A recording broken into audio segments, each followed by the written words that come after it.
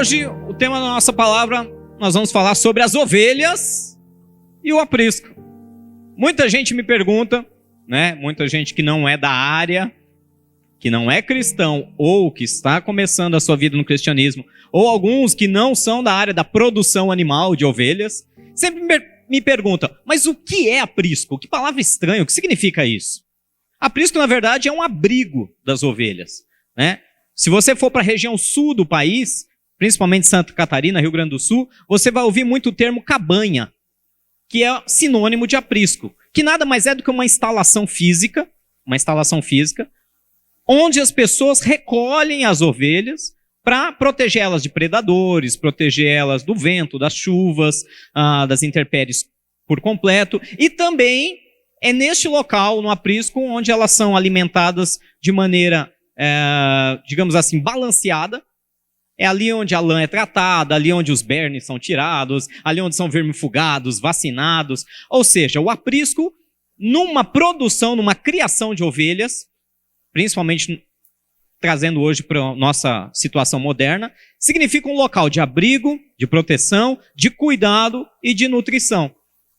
E eu estava ontem conversando com a nossa liderança e justamente relembrando alguns pontos de quando a nossa igreja começou, 5 anos e poucos meses atrás.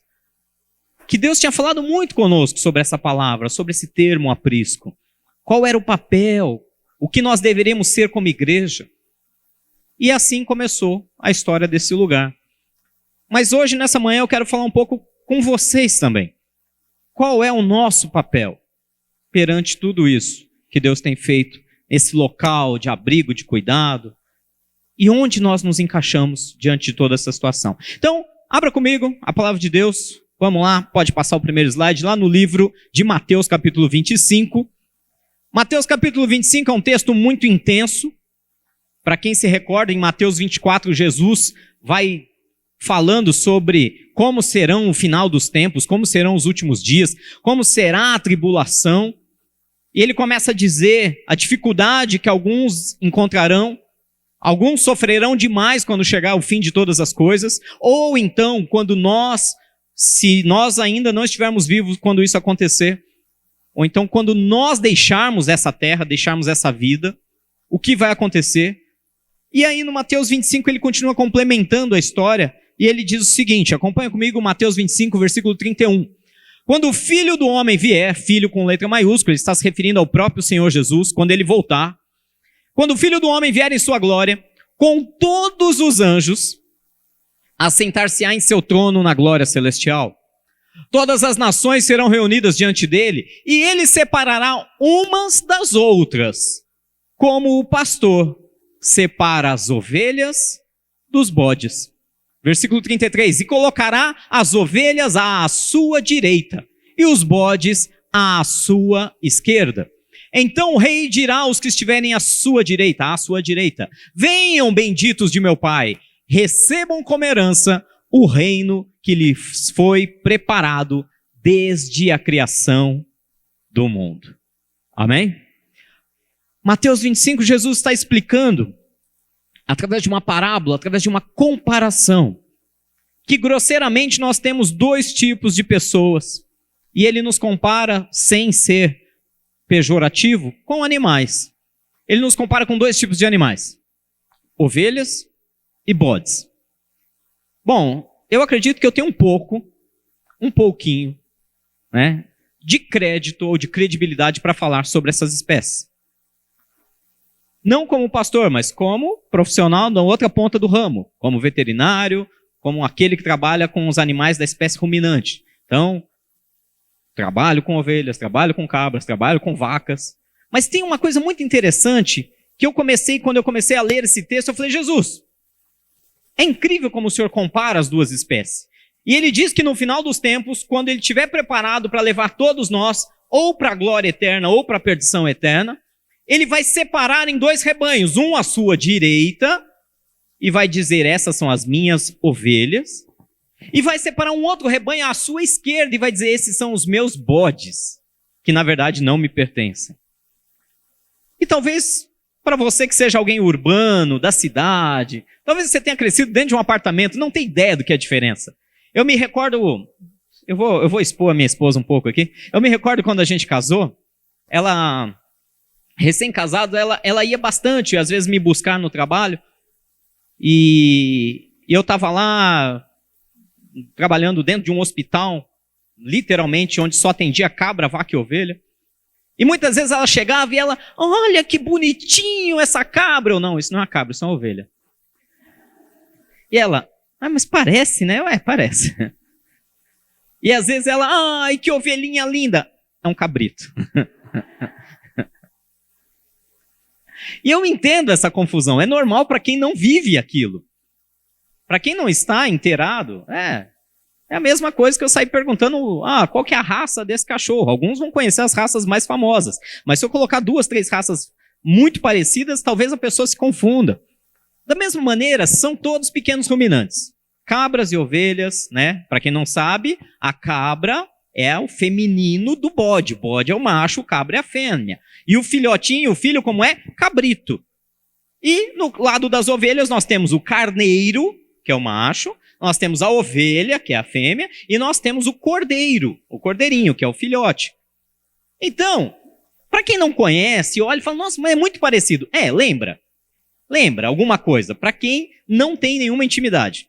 Mas para quem conhece bem, bate o olho e fala, meu Deus, lá vem aquele bode de novo. Qual é a grande diferença que Jesus faz em comparação? Eu vou resumir, tá, gente, porque a história é longa. Eu não quero dar uma aula aqui sobre criação animal, eu quero falar sobre o que a palavra de Deus está dizendo aos nossos corações. Mas, resumidamente, ovelhas têm características que interessam a Deus. Ovelhas têm características para fazer parte de um rebanho produtivo, um rebanho que, literalmente, se ajuda, se protege. Elas são extremamente dóceis quando comparadas aos outros animais. Elas são extremamente bondosas. Elas literalmente vivem em grupo. Agora, se você coloca um bode, geralmente o bode é mais rebelde. Ele é altivo. Ele é orgulhoso. Ele é egoísta. Muitas vezes agressivos. Então, grosseiramente, eu não vou me ater muito a essa questão. Se vocês tiverem dúvidas, procurem lá. Boa literatura. Ou na internet, ou em livros. Mas Jesus compara ovelhas e bodes e diz, eu vou colocar umas à minha direita, as ovelhas, e os bodes eu vou colocar à minha esquerda. E aí ele começa a nossa palavra de hoje. Que tipo de animais nós estamos sendo perante o Senhor? Ovelhas ou bodes? Pastor, eu estou sentado aqui dentro, então eu sou ovelha. Opa! A palavra nos diz, no versículo 32, que todas as nações serão reunidas diante dele, e ele separará uma das outras como um pastor separa as ovelhas do bode. Volta a dizer, para quem não conhece as espécies, as duas vivem junto e você não percebe a diferença. Precisa ter uma certa intimidade para conhecer a diferença, para poder avaliar o mínimo de conhecimento. Mas as duas convivem bem numa boa. As duas vivem no mesmo local, pastam juntas, se alimentam juntas. E a coisa vai enrolando ali. Até o dia que Jesus diz, chega, eu vou separar. Para um lado vai um grupo, para o lado vai outro grupo. Ou seja, onde eu quero chegar com isso, meus queridos? Eu posso muito bem ser um bode e estar aqui dentro. Em todos os aspectos.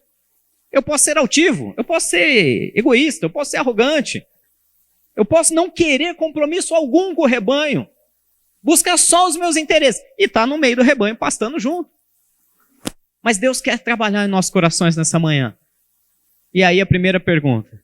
Somos ovelhas ou somos bodes? E aí, bode ou ovelha? O que você acha? Pensa aí. Vamos tirar essa dúvida? Tá preparado? Preparado mesmo? Eu tô achando que vocês estão meio com medo da resposta. Se segura na cadeira. Vamos lá para João capítulo 10.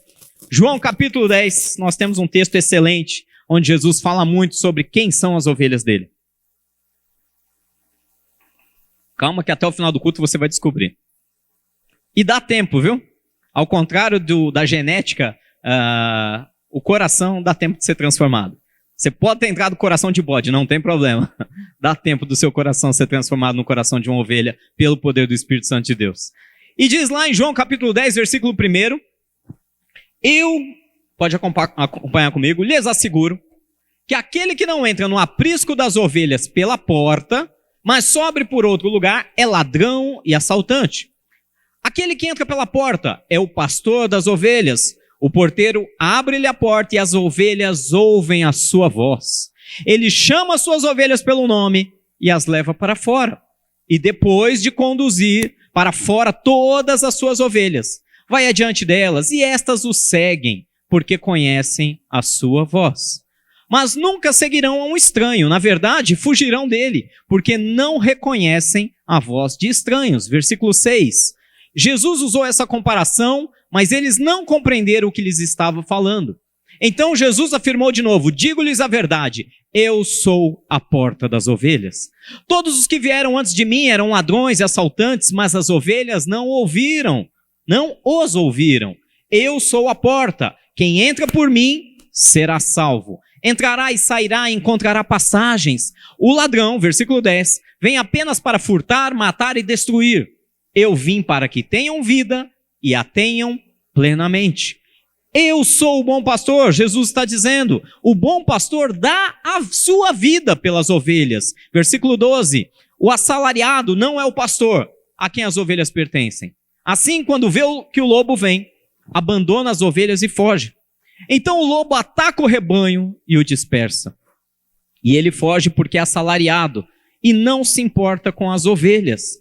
Eu sou o bom pastor, conheço as minhas ovelhas e elas me conhecem, assim como o Pai me conhece, e eu conheço o Pai, e dou a minha vida pelas ovelhas. E versículo 16 para encerrar, tenho outras ovelhas que não são deste aprisco. É necessário que eu as conduza também. Elas ouvirão a minha voz, e haverá um só rebanho e um só pastor. Até aí, amém? Gabriel, por gentileza, volta para o versículo 1 de João 10. Muito obrigado. Nós vamos ver aqui 5 características muito simples e muito práticas sobre quem são as ovelhas. Esse texto, na verdade, se vocês prestarem atenção, ele fala sobre o pastor, ele fala sobre as ovelhas, ele fala sobre o ladrão, ele fala sobre o assalariado, que se talvez a tua versão é a revista corrigida ou revista atualizada, deve estar escrito mercenário e não assalariado. E ele fala também sobre o aprisco. Ele aborda uma série de informações. Hoje, nessa manhã, a gente não vai ficar preocupado com o ladrão. Porque o ladrão, todos sabem, literalmente, esse que veio para matar, roubar e destruir, significa o próprio Satanás, o maior inimigo das nossas almas. Nós sabemos que os assalariados, no sentido pejorativo, ou mercenários, são aqueles que se dizem cuidadores de ovelhas, mas estão buscando lucro, estão buscando benefício próprio. Então nós vamos deixar tudo isso que é negativo hoje de lado. O ladrão fica de lado, os mercenários ficam de lado, e vamos focar em quem é o verdadeiro pastor e quem são as ovelhas desse verdadeiro aprisco. O pastor que está se referindo em João capítulo 10 é o próprio Senhor Jesus. Ele deixa bem claro, quando ele fala, eu sou o bom pastor, eu dou a minha vida pelas minhas ovelhas. Nós não estamos falando do pastor Rogério, do pastor Jairo, do pastor Maurício, não estamos falando de pastores humanos. Estamos falando do supremo pastor das nossas almas, aquele que nos conduzirá, aquele que nos fará entrar e sair e encontrar salvação, aquele que nos levará a pastagens, aquele que guarda, que cuida, que zela pela nossa vida. Nós, como pastores humanos, somos meros apoiadores do trabalho do pastor supremo. Nós somos meros auxiliares em tudo aquilo que ele sonhou. Mas o verdadeiro pastor, que está descrito em João 10, é o próprio Senhor Jesus. Mas vamos lá comigo, 5 características de ovelha. Pergunta para o seu irmão aí com carinho. E aí, será que você vai se encaixar nessas 5 características? Pergunta aí. Ou será que você é um bode? Bé. Vamos lá. A primeira característica que prova que é uma ovelha, no versículo 3, diz que o porteiro abre-lhe a porta e as ovelhas ouvem a sua voz. A primeira característica é, ovelha, se pertence de fato ao sonho, não estou falando de igreja, de placa, de denominação. Estou falando se o seu coração de fato pertence ao Senhor. Se Ele é o cuidador, se Ele é o supremo na sua vida, a ovelha ouve a sua voz. Você tem ouvido a voz do Senhor? Você tem dado ouvido de fato à voz do Senhor? Ou entra por aqui e sai por lá? Ou você recebe a pregação no domingo e chega na segunda já, pastor não sabe como é que funcionam as coisas, eu vou fazer do meu jeito. Será que Deus tem te incomodado? Será que Deus às vezes tem te chamado até pelas madrugadas, tentando falar algo pessoal, íntimo ao seu coração e você fala, hoje não, Deus, estou cansado. As ovelhas ouvem a sua voz. As ovelhas ouvem a voz. Será que você tem deixado prevalecer a sua vontade humana? Mesmo depois de quebrar a cara tantas vezes, desde depois de se machucar. Não, mas eu vou fazer do meu jeito. Queridos, ouvir a voz do Senhor é o primeiro passo que uma ovelha verdadeira faz. Nenhum de vocês está sentado aqui por coincidência. Nenhum de vocês. Em algum momento da vida, podia estar fantástico, podia estar cheio de tribulações. Em algum momento da vida, o próprio Deus falou algo no seu coração e falou, vai lá, participa daquela reunião, vai lá naquele culto, conversa com aquela pessoa. E você deu ouvido. Mas não se engane. Uma ovelha pode se ensurdecer, sim. Pode ficar surda. A gente não pode ficar surdo? Sim ou não? Sim. Você acha que eu escuto tão bem quanto eu escutava 30 anos atrás? Eu escutava que era uma beleza. Eu lembro quando eu era criança, minha mãe sussurrava, eu estava a 300 metros de distância, e eu falei, meu Deus, se eu não for agora, eu vou apanhar. Só que eu fingia que não escutava. Era mais cômodo deixar a coitada gritando pela rua. Rogério, vem pra casa. Com o tempo você vai ficando mais deficiente. A visão não vai ficando tão boa. A audição não vai ficando tão boa. Por isso, cuidado, você, cristão de longa data, cristão antigo. Eu falo por mim mesmo.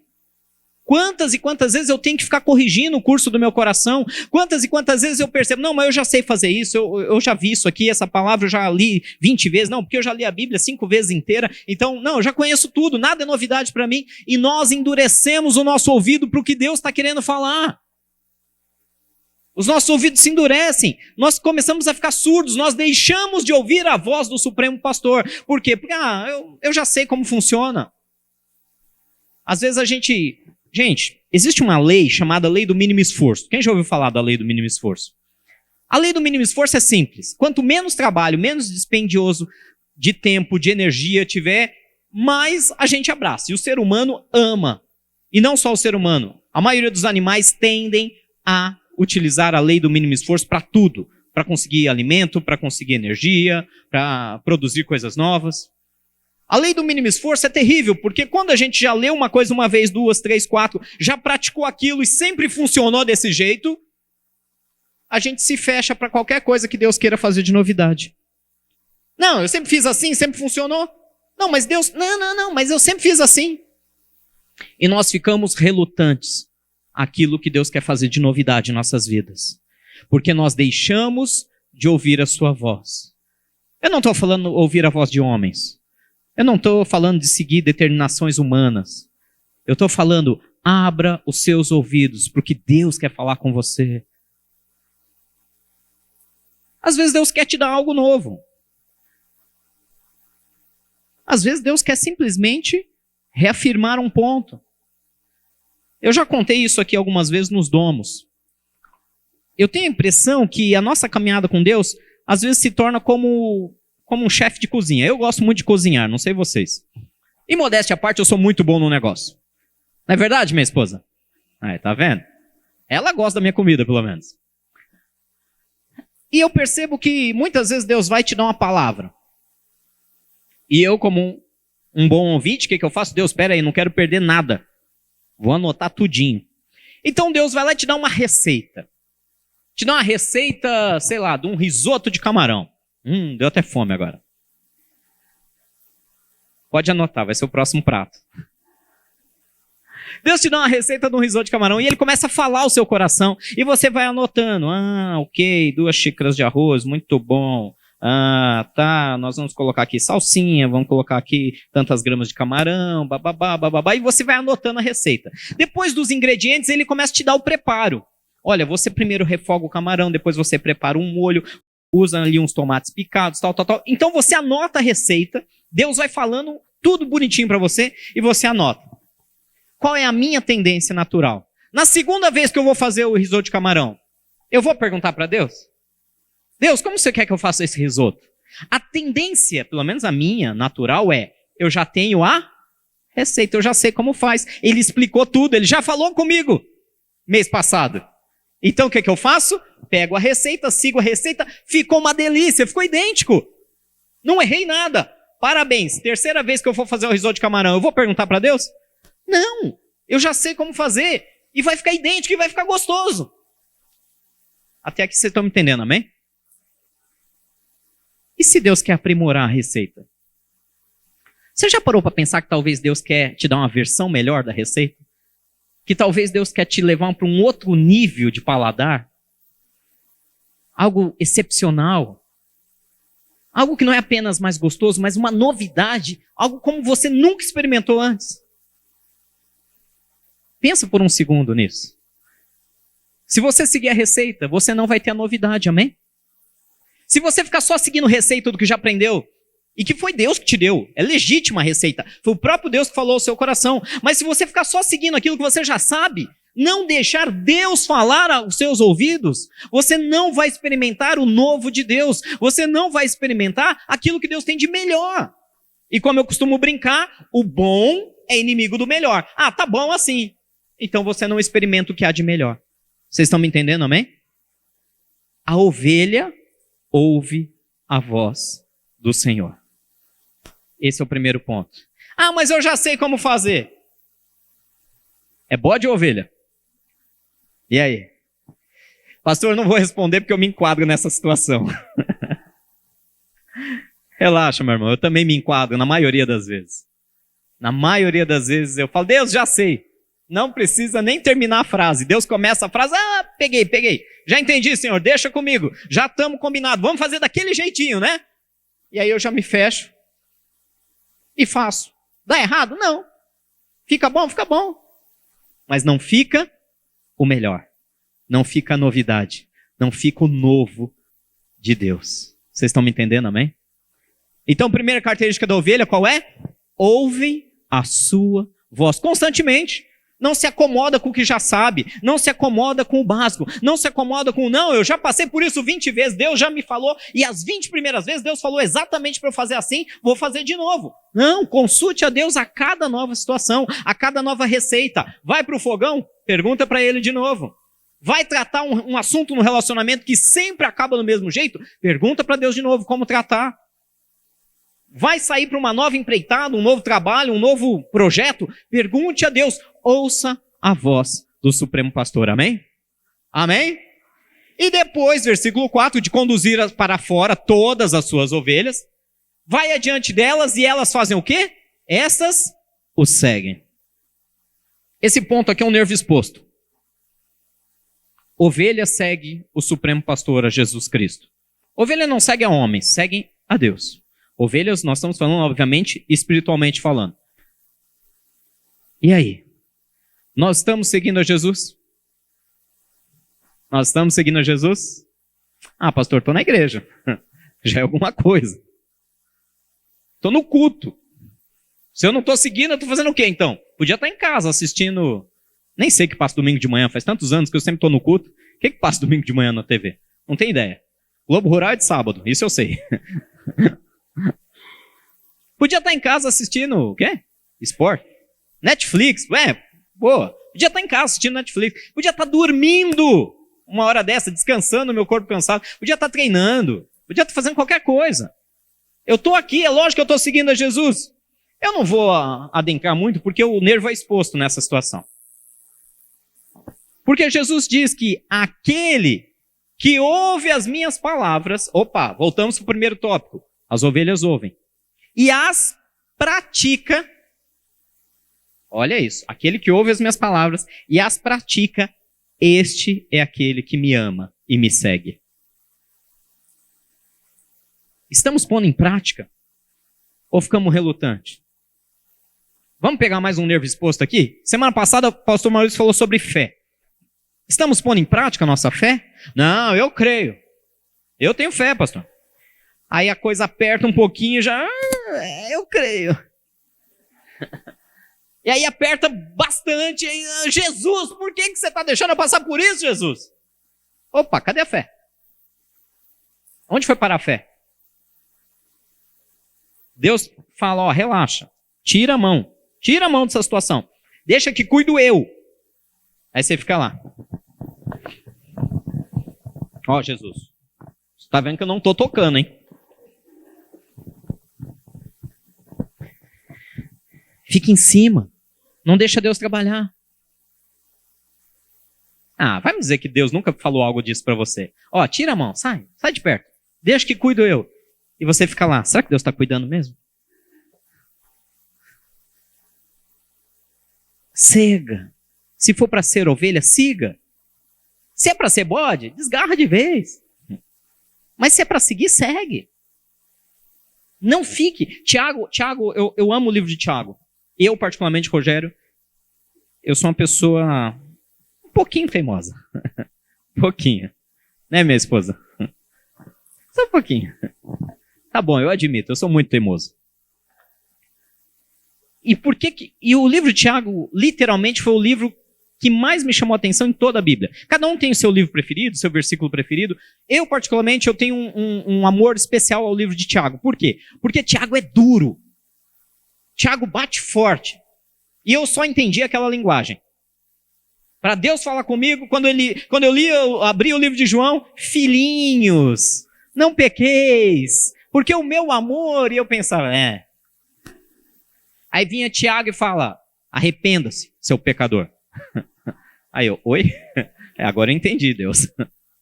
E Tiago, tem um texto que eu amo, em Tiago, capítulo 1, versículo 22, fala, sejam, pois, praticantes da palavra, e não apenas ouvintes, enganando a si mesmo com falsos discursos.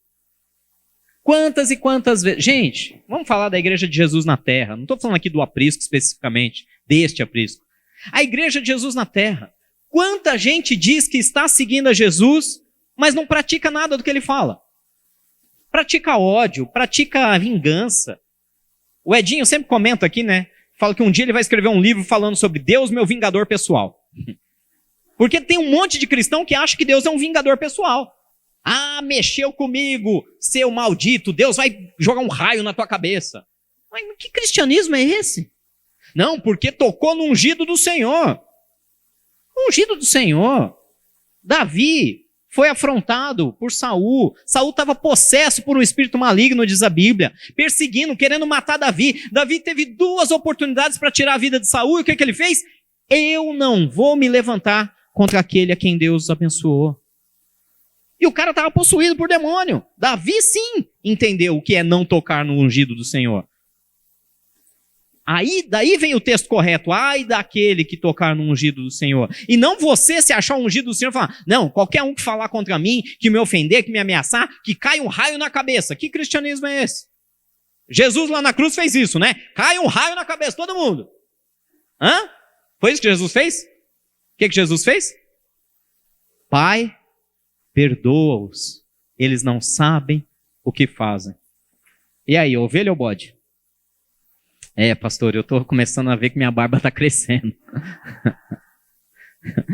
Eu estou começando a achar que eu estou meio bodeado. Fé, perdão, domínio próprio. Eu não vou nem... eu falei que isso aqui era um nervo exposto. Seguir a Jesus significa praticar o que Jesus prega. A palavra cristão começou como chacota, não sei se vocês sabem. Mas a primeira vez que os discípulos foram chamados de cristãos, estavam zombando deles. Porque cristão era uma chacota, era um diminutivo de Cristo, no grego original. Era como se falasse, o pastor é o pastorzinho. Entendeu? Aquele irmão, não, aquele irmãozinho. Era uma zombaria, uma diminuição do status.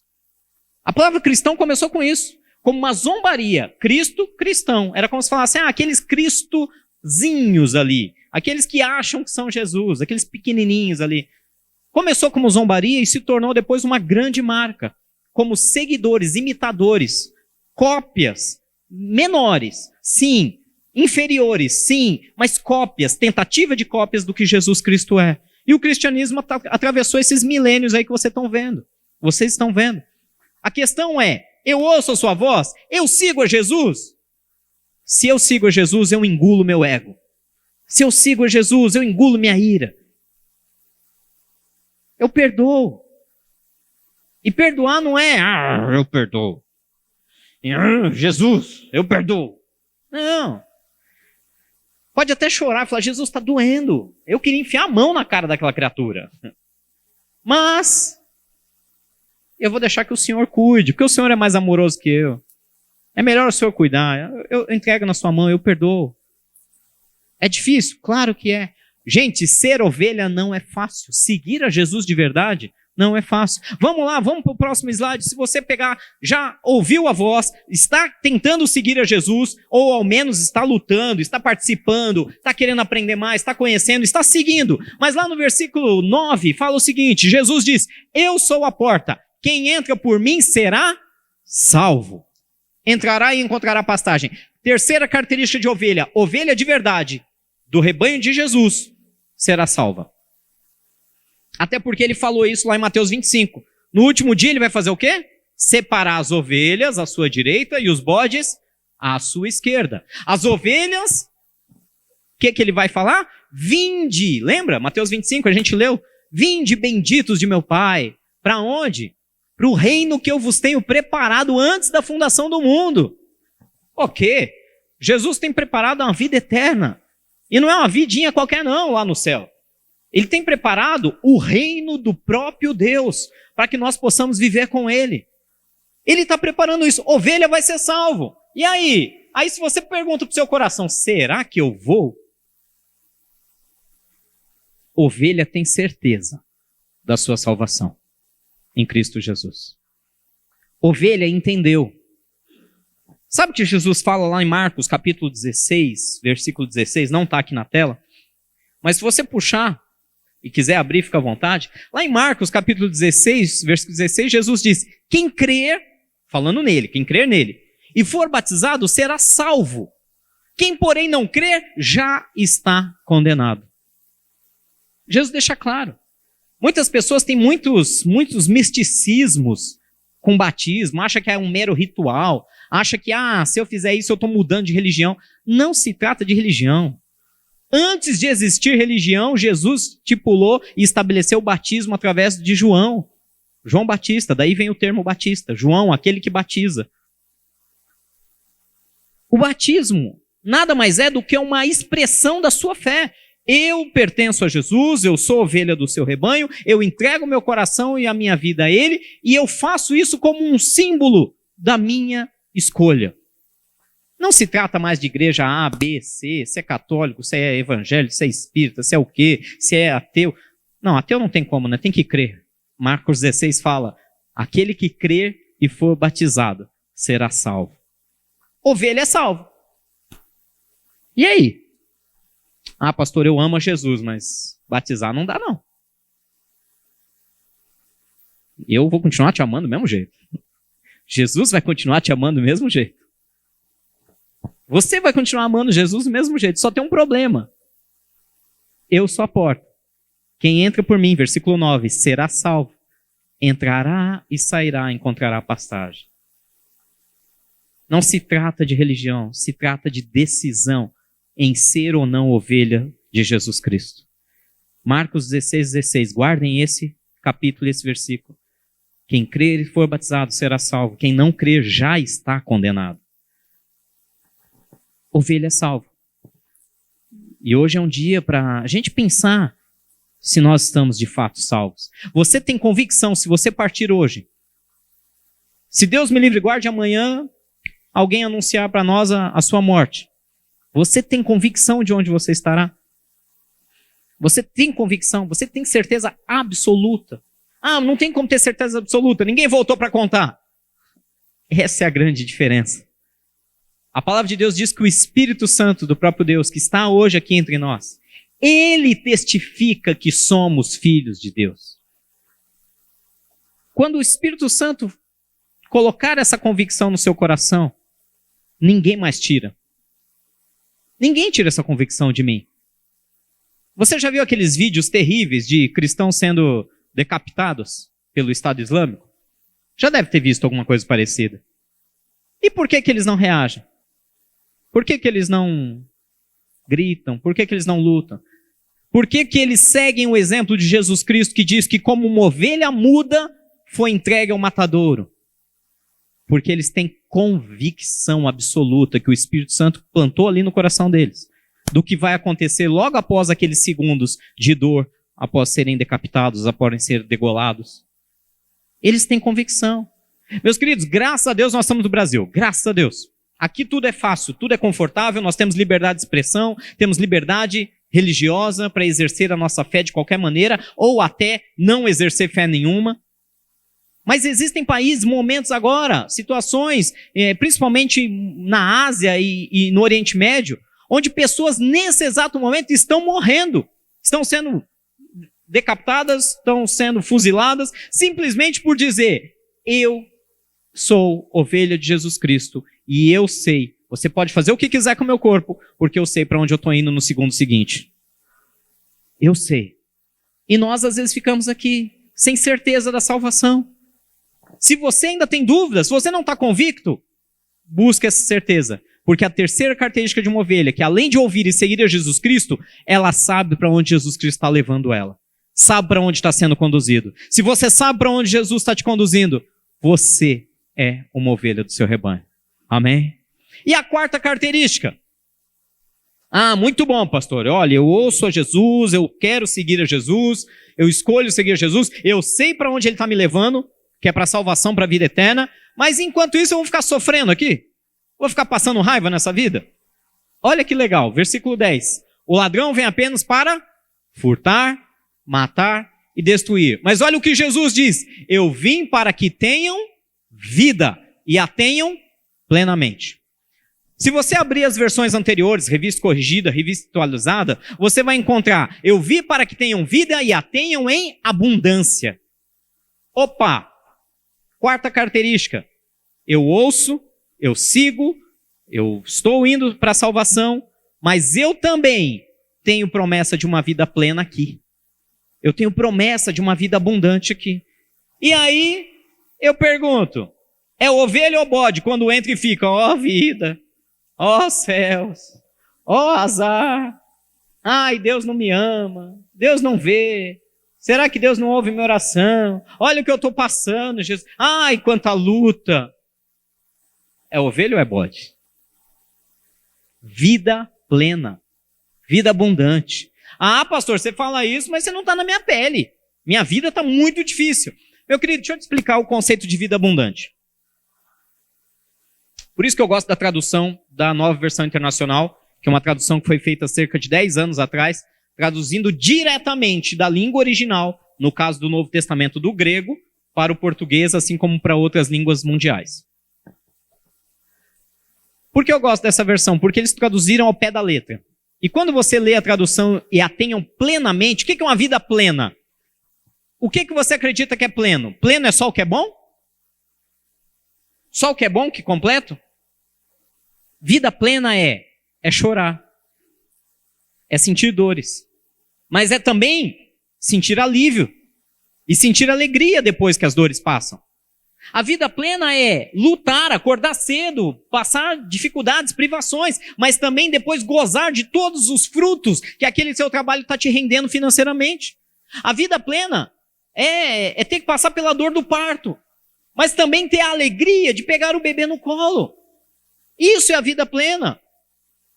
Vocês estão me entendendo, amém? A vida plena não inclui apenas alegria.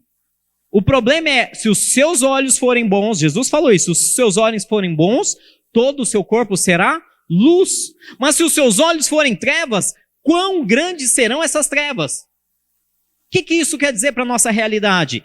Se cada luta, se cada dificuldade, se cada provação que Deus está tentando me erguer e me levar para algo melhor, eu ficar só murmurando, reclamando, choramingando, eu nunca vou experimentar o outro lado da coisa. Amém? Vocês estão me entendendo? Ovelha aceita a vida plena. Eu não digo se acomodar. Olha a diferença da palavra. Aceita é uma coisa, se acomoda é outra. Eu aceito o momento difícil que eu estou vivendo. Isso faz parte da plenitude de Deus para a minha vida. Eu tenho que passar por dias, às vezes, difíceis, para que possa Deus trabalhar na minha arrogância, no meu orgulho, na minha altivez. Mas, sem esmorecer, eu vou glorificar Deus até no dia ruim. Porque no momento certo, Ele vai me colocar na outra situação. E eu vou continuar glorificando Ele da mesma maneira, porém agora cheio de alegria e cheio de júbilo. Ovelha entende o conceito de vida plena. Ovelha não fica murmurando. Ovelha não fica resmungando. Quarta característica. Ovelha vive uma vida plenamente. Agora, se nós ficarmos focados apenas naquilo que é ruim, a gente não experimenta o novo de Deus.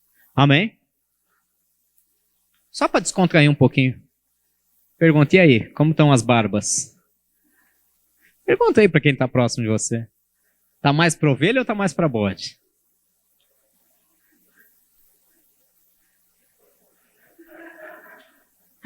Bé! E aí, do que é esse som? Mas vamos encerrar então. A última característica, vamos lá para o próximo slide, por gentileza. Tudo isso só pode acontecer se a última característica se tornar a primeira na sua vida. Versículo 14 diz, Jesus falando com você, meu irmão, minha irmã, eu sou o bom pastor.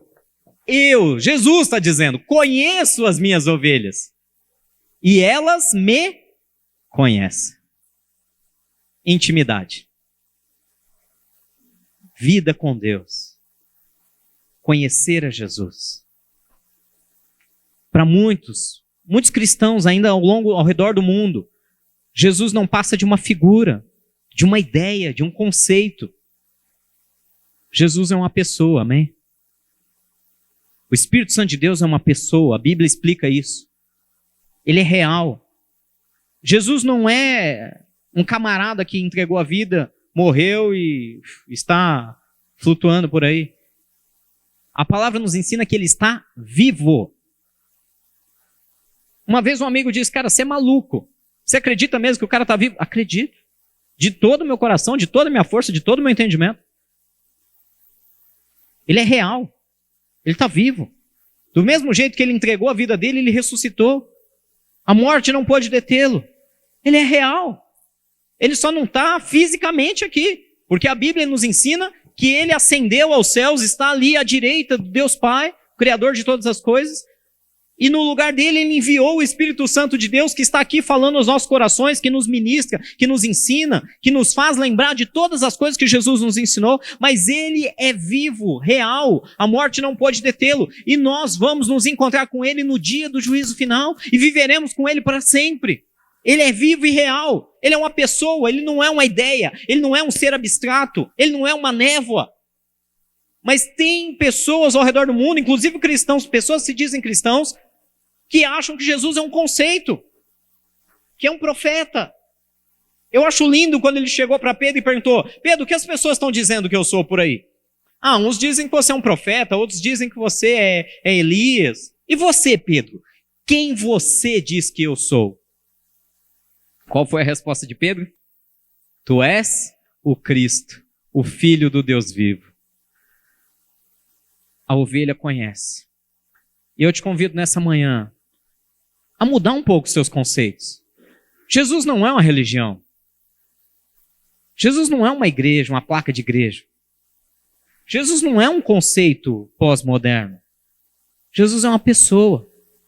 E se você conhecê-lo intimamente, se você dedicar pequenas porções do seu dia a falar com ele, a ouvir a sua voz, a seguir os seus passos, a ter convicção, deixar ele te deixar convicto da sua salvação, para onde ele está te carregando, você vai começar, então, finalmente nessa terra a ter uma vida plena. E tudo isso só pode acontecer porque você o conhece. Amém? Jesus quer ser íntimo de cada um de nós. E nós ficamos, às vezes, brincando com igreja, com uma instituição. Esqueça tudo que você já ouviu sobre instituições. Esqueça tudo, com ousadia eu falo. Esqueça tudo que você ouviu sobre religião. Deleta tudo. E se preocupe em conhecer a Jesus. Foque em conhecer a Jesus. Pergunte aos pastores, pergunte aos irmãos mais experientes: como eu faço para conhecer essa pessoa viva e real que é Jesus Cristo? Dê esse passo. E aí nós teremos convicção que somos todos ovelhas desse aprisco.